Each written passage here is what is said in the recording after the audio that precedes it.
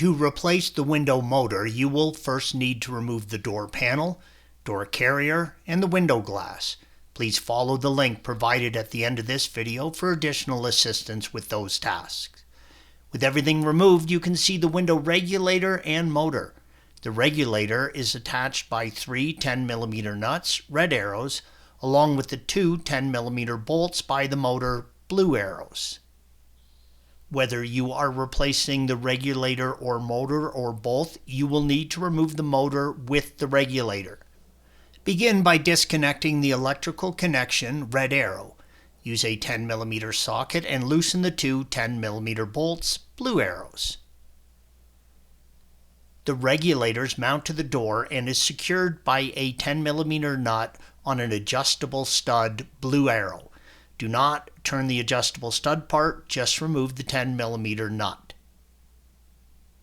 With the nut removed, push the regulator back into the body door. Here you will see a small Loctite on the stud, red arrow, to keep it in place once it is adjusted. If you are replacing the regulator, check that the studs are at the similar depth or position as the ones you removed. With the motor off the mounts and the regulator pushed into the body, turn it sideways and remove it from the door. If you are replacing the motor, turn the regulator over and remove the 3 T40 Torx screws, red arrows. Installation is the reverse of removal. Make sure that the geared ring sits in the regulator teeth and torque the 3 screws to 3 Nm or 2 foot-pounds. The end positions of the power windows are deleted from the control unit when the electronic connectors are disconnected and reconnected. Turn the ignition on and fully lower the window, release the switch, then press the switch down and hold for 3 seconds.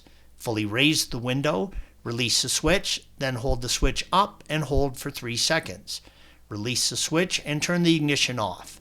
The new power window motor has been installed, door control unit. This must be programmed and coded.